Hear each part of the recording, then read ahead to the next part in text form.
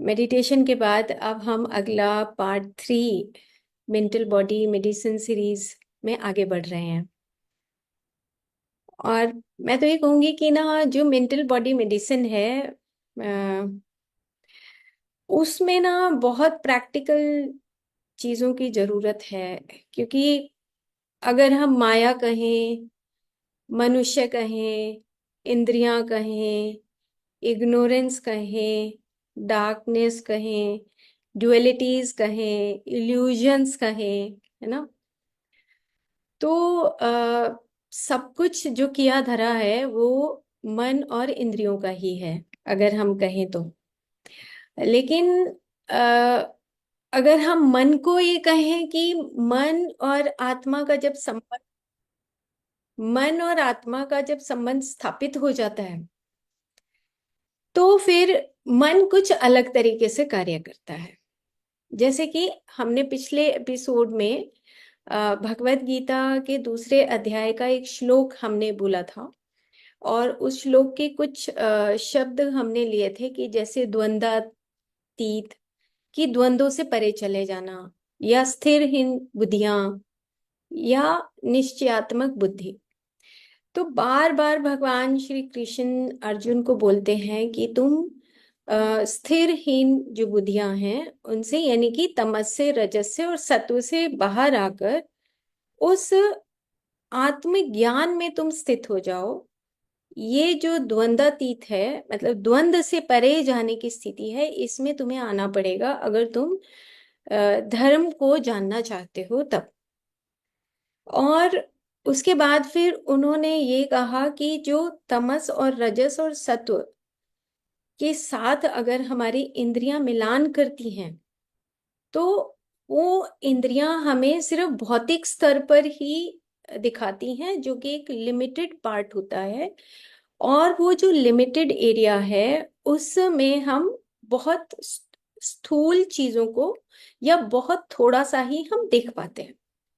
ये हमने पिछले एपिसोड में ये डिस्कस किया था।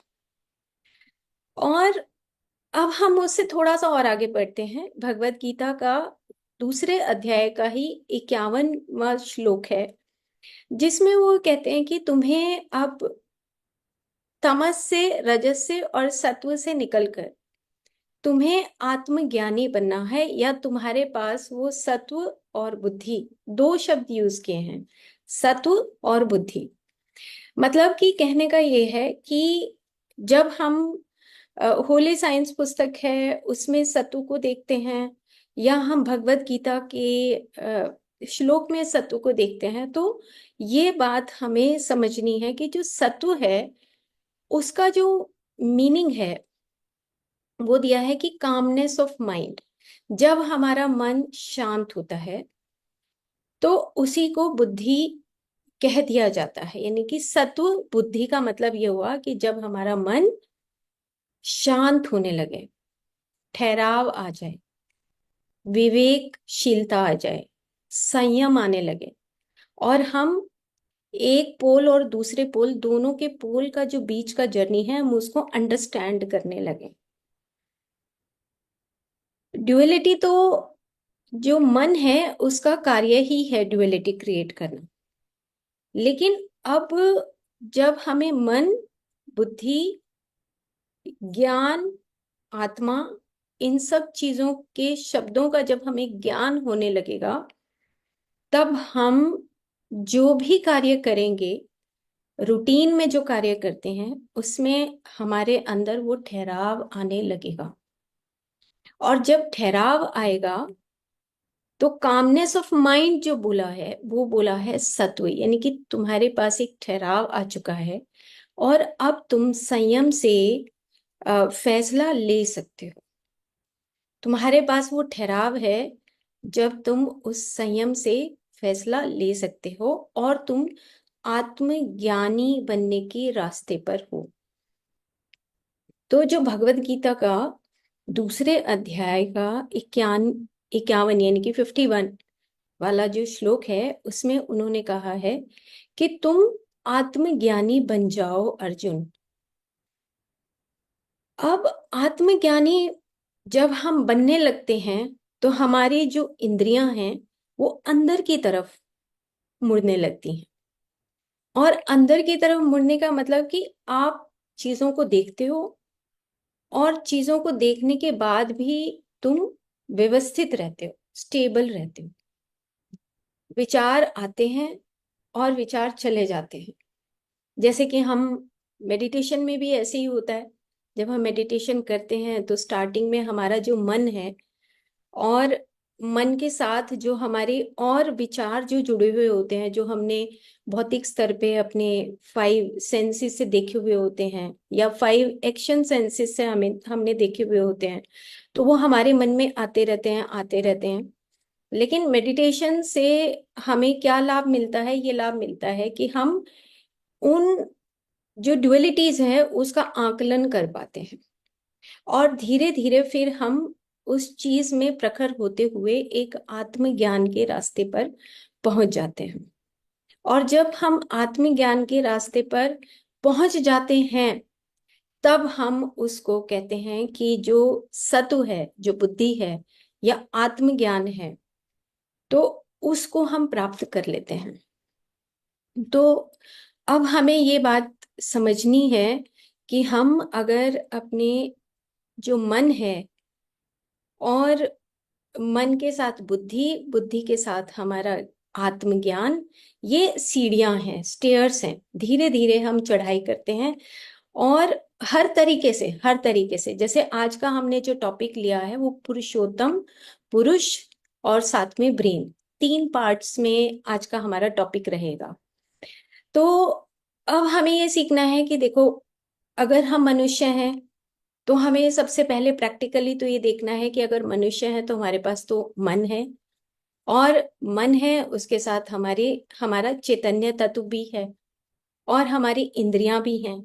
और हमने पिछले एपिसोड में ये भी बात की कि अगर हमें हमारे अंदर से भगवान प्रकट होता है तो वो किस तरीके से प्रकट हो, तो उसकी भी हमने बातें की कि किस तरीके से प्रकट हो सकता है। तो हमने पहले एपिसोड में ये कहा कि जब आपका मन जो है वो सरेंडर करने लगता है, जब सरेंडर करता है तो ऊपर से जो चैतन्य तत्व है वो अपना प्रभाव उस मन के ऊपर डालता है और मन के ऊपर प्रभाव आने से आप चैतन्य ही हो जाते हो। ये भी हमने फर्स्ट एपिसोड में ये देखा और ये जाना कि अगर हम सरेंडर कर देते हैं, हमारे पास संयम आने लगता है, हमारे पास विवेक आने लगता है और हम तमस और रजस और सत्व से ऊपर की तरफ चढ़ने लगते हैं, तो हम उस निर्गुण निर्गुण स्थिति में आने लगते हैं। अब हम वहीं से आए, यानी कि निर्गुण से आए, यानी कि हम उस चैतन्य तत्व से आए और आके हमने उस मटेरियल वर्ल्ड में कदम रखा, इस धरती पे आए, इस भूलोक में आए, जन्म और मृत्यु लोक में आए। और हमारा जन्म और मृत्यु लोक में आना एक पर्पस था कि हम अपने ही उस सोल को, पुरुष को, यानी कि पुरुषोत्तम अलग चीज है और पुरुष अलग चीज है, उसका एक श्लोक हम पढ़ेंगे बाद में। लेकिन पहले हमें बेसिक अंडरस्टैंडिंग जाननी है कि हम आए तो वहीं से ही हैं। कहाँ से? जहां पे सिर्फ वो कॉन्शियसनेस है, जहां पे वो चेतना का सागर है, जहां पर वो चेतना का सागर जिसको हम वननेस बोलते हैं। और उस वननेस में से हम निकलकर आ गए और आने के बाद 4 चीजों में, जो होली साइंस पुस्तक है ये युक्तेश्वर गिरी जी की, इसमें उन्होंने कहा कि 4 आइडियाज के रूप में आप नीचे आए। तो 4 आइडियाज कौन से हैं? उन्होंने कहा कि पहला है आपका, सबसे पहला है अ, प्रणव शब्द, शब्द, प्रणव शब्द। अब इसको हम इस तरीके से करें कि जैसे अभी मेरे अंदर से शब्द की उत्पत्ति हो रही है ना? तो ये जो शब्द है, यानी कि ये जो वाइब्रेशन है, यानी कि जो फोर्स है, फोर्स, जो वाइब्रेशन है, जो एनर्जी है, जिसको इन्होंने सर्व शक्ति बीज बोला है। हमें ये अंडरस्टैंड करना पड़ेगा कि जो हमारा ये सर्व शक्ति बीज, यानी कि जो फोर्स है, उससे वो शब्द की उत्पत्ति होती है। हमारे मन के अंदर कोई विचार आया कि हम उसके बारे में कुछ भी सोच रहे हैं, किसी के बारे में भी, तो एक पर्टिकुलर फ्रीक्वेंसी या पर्टिकुलर जो फोर्स है या पर्टिकुलर वो शक्ति है, वो शक्ति बीज बन के उत्पन्न होगा। और फिर वो बीज बन के उत्पन्न होने का मतलब मैनिफेस्टेशन हो गया। तो जब हमने डिवाइन माया की और एक इंडिविजुअल माया की जब बात की थी पिछले एपिसोड में, तो डिवाइन माया में तो अब हमें ये याद हो गया होगा कि डिवाइन माया क्या करती है, कंसीव करती है, वो फॉर्म मैनिफेस्टेशन करती है, सेल्फ गवर्नेंस करती है और सेल्फ डिलाइट करती है, यानी कि आनंद की स्थिति में आती है।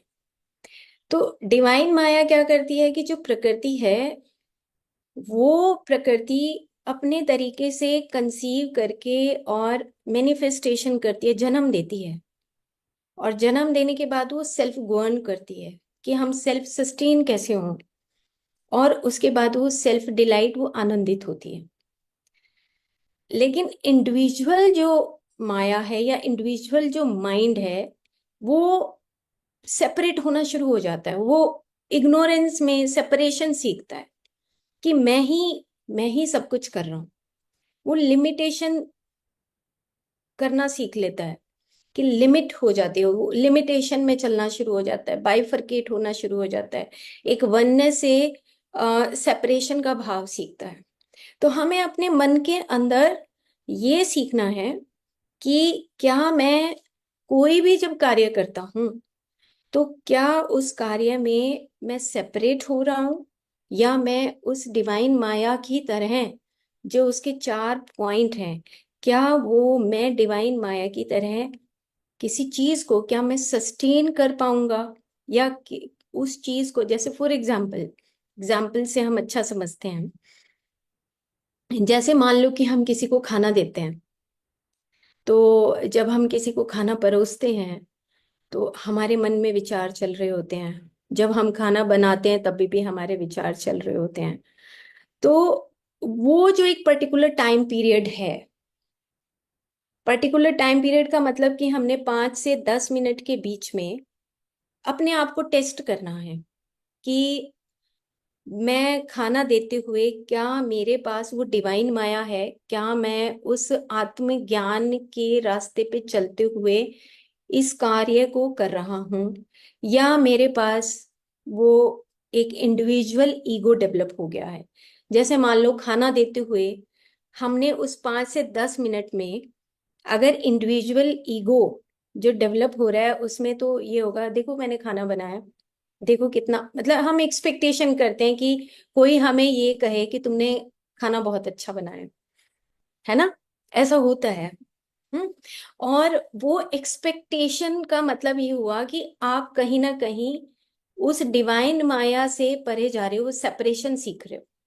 और वो जो सेपरेशन है वो आपकी ईगो को स्ट्रॉन्ग कर रहा है, आपकी सेपरेशन को स्ट्रॉन्ग कर रहा है, आपके मन को और इंद्रियों को स्ट्रॉन्ग कर रहा है, ना कि आपका जो रास्ता है वो डिवाइन माया की तरफ नहीं जा रहा है, क्योंकि वहां पे वो सेल्फ सस्टेनेबल नहीं है। और अगर वो सेल्फ सस्टेनेबल नहीं है तो इट मीन्स हम अपने मन के अंदर अभी उलझे हुए हैं। हर 10 मिनट में या हर आधे घंटे में अपने आप को हमें टेस्ट करना है। आसान नहीं है ये रास्ता, क्योंकि जो मेंटल बॉडी मेडिसिन है उसमें उसकी खुराक यही है कि how to correct your thoughts, how to correct your meanings of thought. तो हम ये रास्ता आसान नहीं है। वाइटल बॉडी मेडिसिन में तो क्या था कि हमने ब्रीदिंग किया, अपने चक्रास को ठीक किया, इट्स ओके, ठीक है, कुछ देर के लिए हम उस काम को कर सकते हैं और उससे हमारे अंदर बदलाव भी आता है, क्योंकि फिजिकल बॉडी के ऊपर इफेक्ट आता है। लेकिन ये उससे भी सूक्ष्म कार्य है, उससे भी सूक्ष्म है, क्योंकि विचार हमेशा जनरेट होते हैं। जब हम ब्रेन को पढ़ेंगे तब हमें ये बात समझ आएगी कि ब्रेन जो है फिजिकल बॉडी का पार्ट होते हुए भी उसमें जो थॉट्स जनरेट होते हैं उसको जनरेट होते हैं, लेकिन वो मन के बहाव से ही आते हैं, हमारे ब्रेन का इंटरप्रिटेशन चलता है। मन के साथ। तो हमें अपने विचारों को टेस्ट करते जाना है, मतलब हमें अपने टाइम की मैनेजमेंट बनानी पड़ेगी घर में ही, कि मैं अपने विचारों को किस तरीके से करेक्ट कर सकता हूँ। जैसे अभी खाने बनाने का एग्जाम्पल है। उसके बाद जब हम बाहर अपने गार्डन में जाते हैं, तो गार्डन में जाते हैं तो हमें ये चीज जरूर लगती है कि हमें वॉक करना है, अपनी बॉडी का टेक केयर करना है। बट उसके अलावा क्या हम प्रकृति से जुड़ पाते हैं? ये जो लाइफ डिवाइन बुक है, उसमें उन्होंने लिखा है कि मन क्या करता है, कि मन इंद्रियों के साथ संबंध स्थापित करता है। वो देखता है, बाहर फूलों को देखता है, पेड़ पौधों को देखता है, सब चीजों को देखता है, लेकिन वो एक्सपीरियंस नहीं करता। एक्सपीरियंस कर बार बार जब वो बाहर जाएगा तो वो सिर्फ अपने बारे में सोचता है। मन क्या करता है, अपने बारे में ही सोचेगा कि अब मैंने वॉक कर ली, अब मुझे हेल्दी रहना है, अब मुझे ये करना है, but not with the communication with the plants, communication with the environment. वो जो सेपरेटनेस का जो भाव है, वो उसके अंदर बहुत मजबूत होता है। तो जब वो मजबूत होता है तो हम कहीं ना कहीं उस डिवाइन माया से, या कहीं ना कहीं उस वननेस के फील्ड से दूर होते हैं। तो हमें अब ये भी प्रैक्टिस करनी है। तो मेरा तो आप सबसे, और मैं खुद भी अपने आप को ये प्रैक्टिस में ढाला हुआ है, कि क्या हम जब कोई भी कार्य करते हैं तो क्या हमें इरिटेशन होती है, क्या हमें नेगेटिव भाव आता है? तो अगर नेगेटिव भाव आता है तो हमें कुछ देर के लिए उस संयमित होकर हमें उस विवेकशीलता के साथ हमें देखना है कि ये नेगेटिव भाव आ रहा है तो क्यों आ रहा है। क्योंकि हमारी जर्नी किधर है? हमारी जर्नी है पुरुषोत्तम की तरफ। पुरुष तो हम हैं ही, उसकी भी हम बात करेंगे। तो पुरुषोत्तम का मतलब कि आपको एक आत्मज्ञानी बनने के रास्ते पे जाना है। तो अगर हमारे मन में ऐसा भाव आता है, जैसे फॉर एग्जाम्पल मैं आपको बताती हूँ, कल परसों मेरे घर में बहुत गेस्ट आए, मतलब मोर देन 30 पर्सन्स आए। अब आपको अपनी जो माइंड का जो स्टेट है, मतलब माइंड का लेवल कैसा होना चाहिए? एक आएगा, दो आएगा, ओके ओके ओके। बट ये टेस्ट है, क्योंकि अब ये टेस्ट अगर मेरे सामने आ रहा है, अगर आज मैंने इस टेस्ट को एक्सेप्ट नहीं किया, मैंने अगर आज इस टेस्ट को नहीं लिया, तो क्या होगा? वो नेक्स्ट टाइम वो बड़ा टेस्ट आएगा।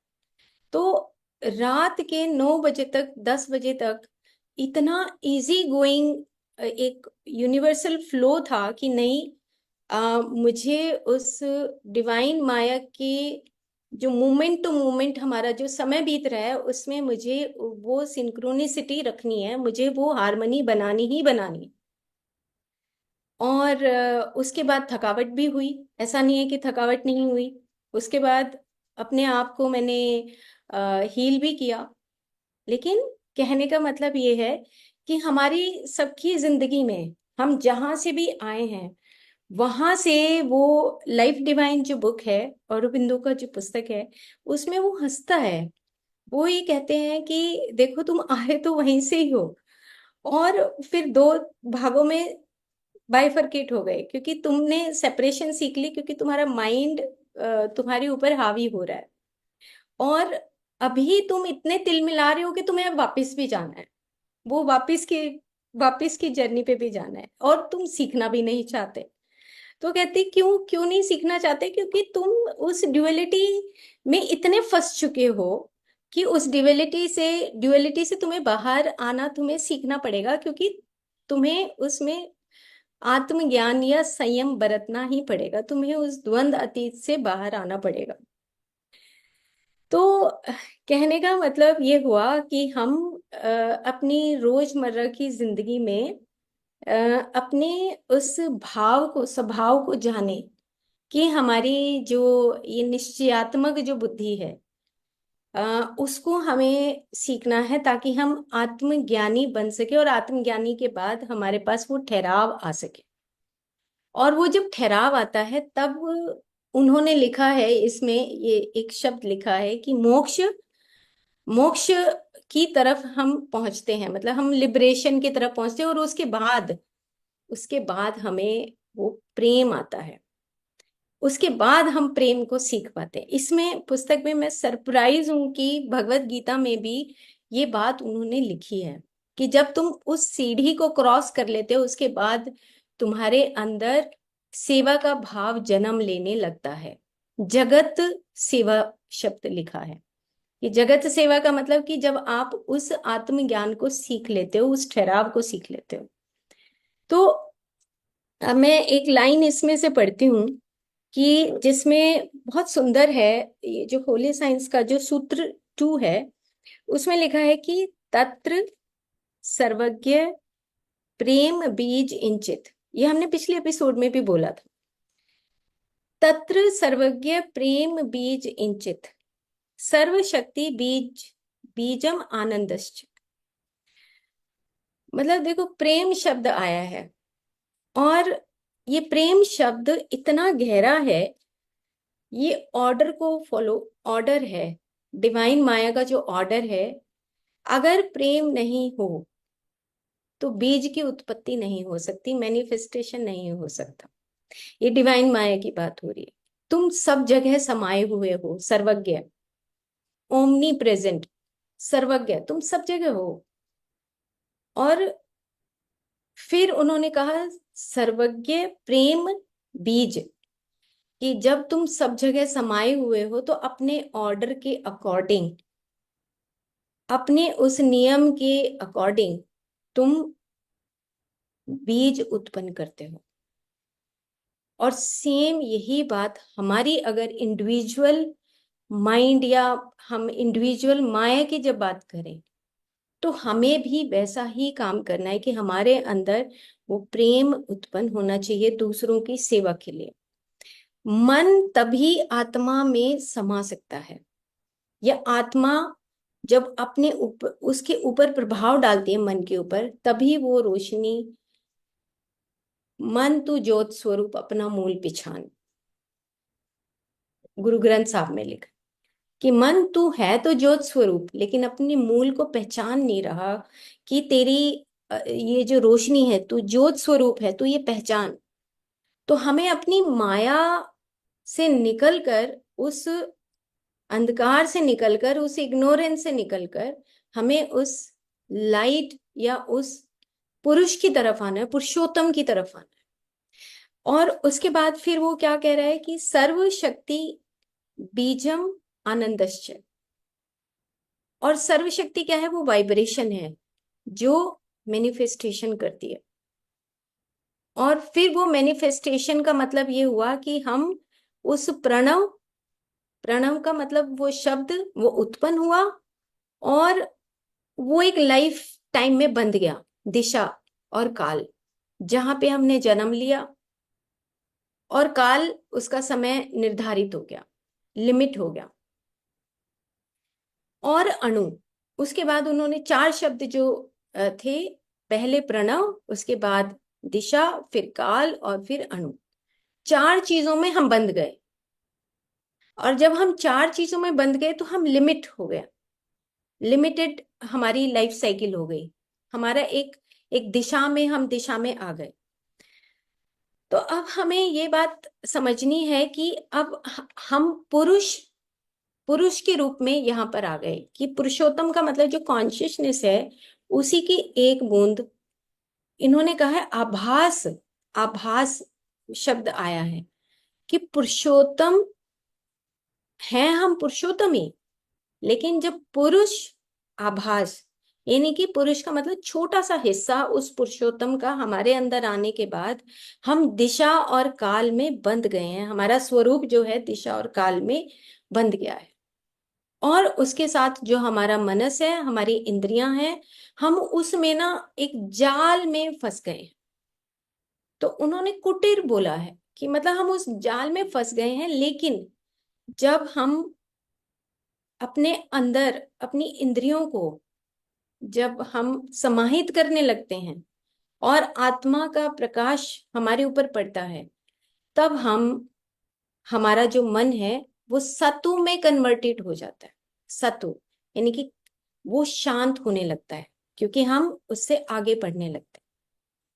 तो एग्जाम्पल उन्होंने दिया है कि जैसे आयरन फीलिंग्स होती हैं, वो जब मैग्नेट के पास आती है तो ऑटोमेटिकली एक अट्रैक्शन आता है। सेम इसी तरीके से जब हम पुरुषोत्तम या आत्मज्ञानी बनने के रास्ते पे होते हैं, तब हमारा जो मन है वो ऑटोमेटिकली उसकी तरफ, आत्मा की तरफ खिंचता चला जाता है और अपने आप इंद्रियां संयमित होती चली जाती हैं।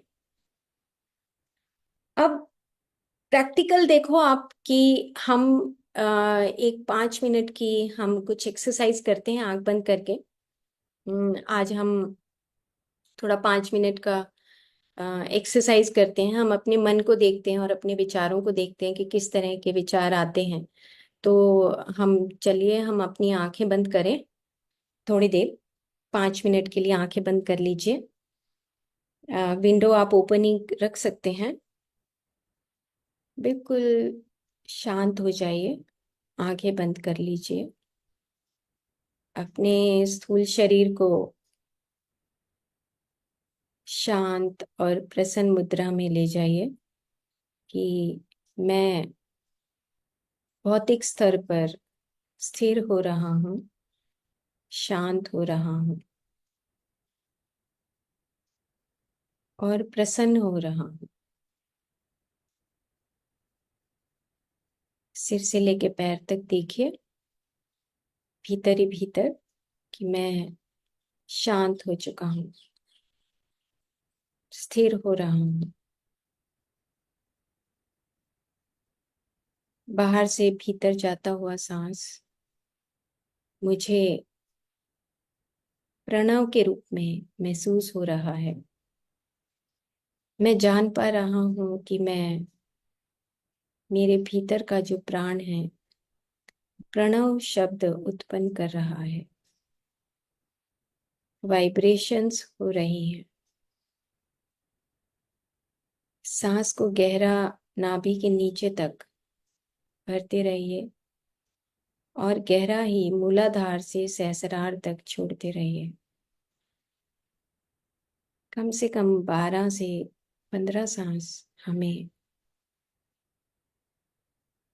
लेना है, ताकि हम अपने उस प्राण शरीर से परे मनस में प्रवेश कर पाए। गहरा सांस नाभि के नीचे तक और अपने कानों से उस शब्द को सुनना है कि मेरा सांस, और मुझे वो वाइब्रेशंस, फ्रीक्वेंसी महसूस हो रही है। छोड़ते हुए मूलाधार से सहस्रार तक सांस को बाहर छोड़ना है। मैं सांस ले रहा हूँ और छोड़ रहा हूँ।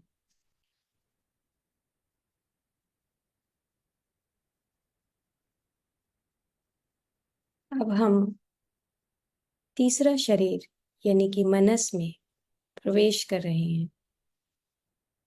अपने मस्तिष्क के चारों तरफ जो मेरा मनस शरीर है वो एक बादलों के रूप में मुझे आभास हो रहा है। दोनों आंखों के पीछे रोशनी, दोनों आंखों के पीछे अलग अलग तरह के कलर्स, और मेरे मस्तिष्क के चारों तरफ मुझे अपने मनस शरीर का अनुभव, आभास हो रहा है।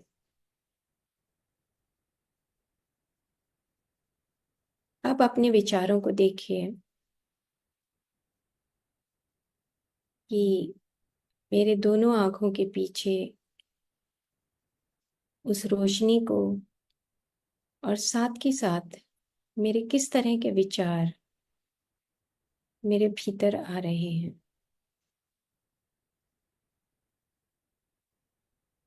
आज दिन भर के विचारों में कौन सा ऐसा विचार है कि जो मुझे यहाँ पर दिखाई दे रहा है। दर्शन हो रहा है। मैं भीतर ही भीतर देख पा रहा हूँ कि मेरे विचार और विचारों का समूह, विचारों की गति मुझे समझ आ रही है।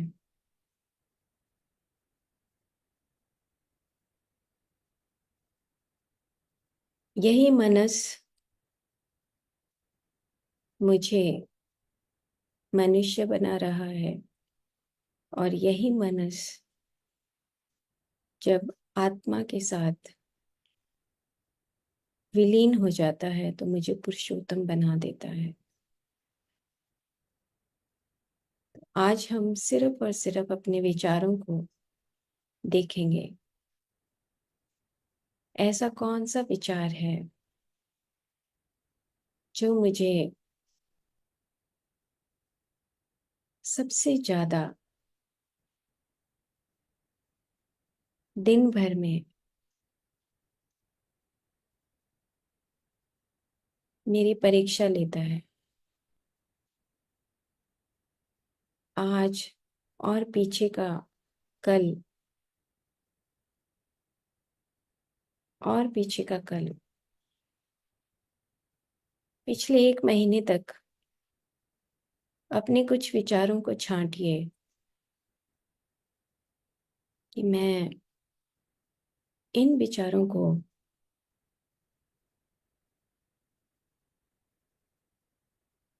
सही करना चाहता हूँ। 2 मिनट के लिए हमें अपने विचार, पिछले 1 महीने के, कहाँ पर हमने गलतियां की हैं,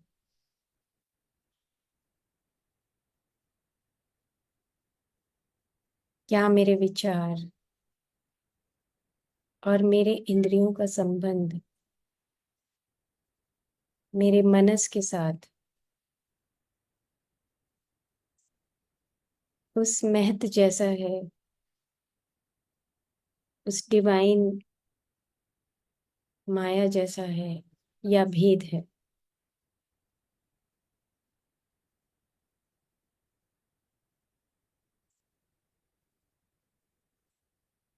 पिछले 1 महीने के विचार जो मेरे संस्कार बनने के रास्ते पर हैं, मुझे उनमें से कुछ विचारों को चुनना है जो मैं सही कर पाऊं।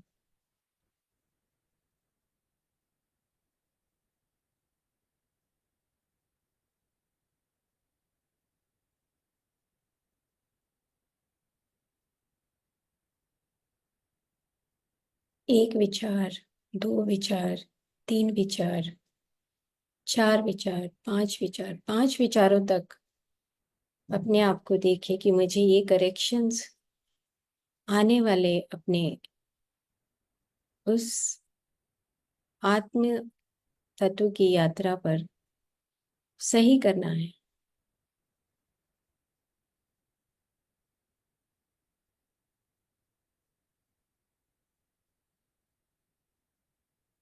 अब हम अपने मन से परे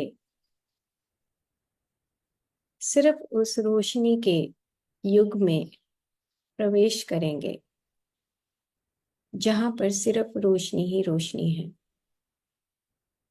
जहां पर ना दिन है ना रात है, ना समय है, ना काल है, ना दिशा है, कुछ भी नहीं है। सिर्फ और सिर्फ आप अपने इन्हीं 5 ज्ञानेंद्रियों से उस प्रणव को सुन सकते हैं। शून्यता,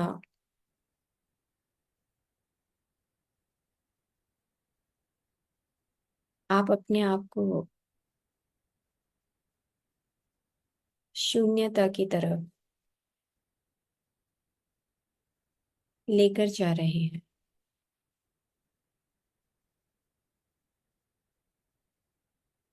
वननेस,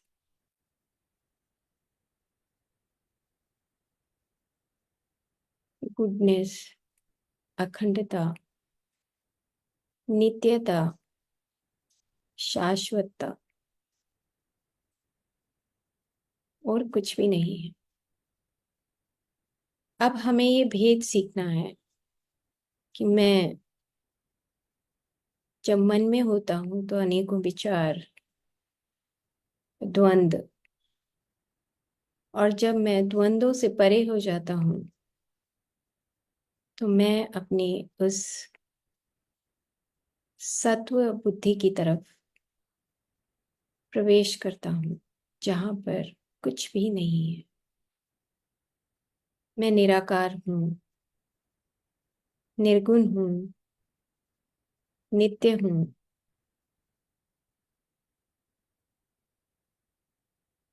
द्वंद्वातीत हूं, ना आदि ना अंत हूं, पूर्ण पर ब्रह्म हूं। ऐसी शून्यता की स्थिति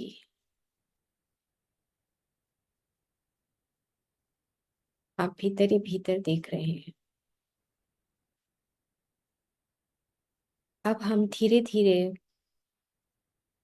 वापस अपनी स्टेट में धीरे धीरे अपनी सांसों को आते हुए जाते हुए देखेंगे।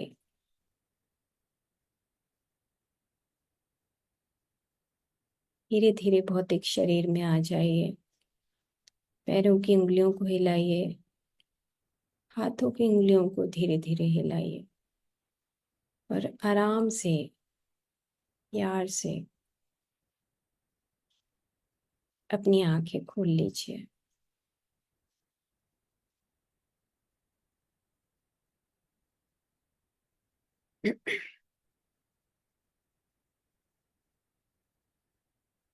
Thank you.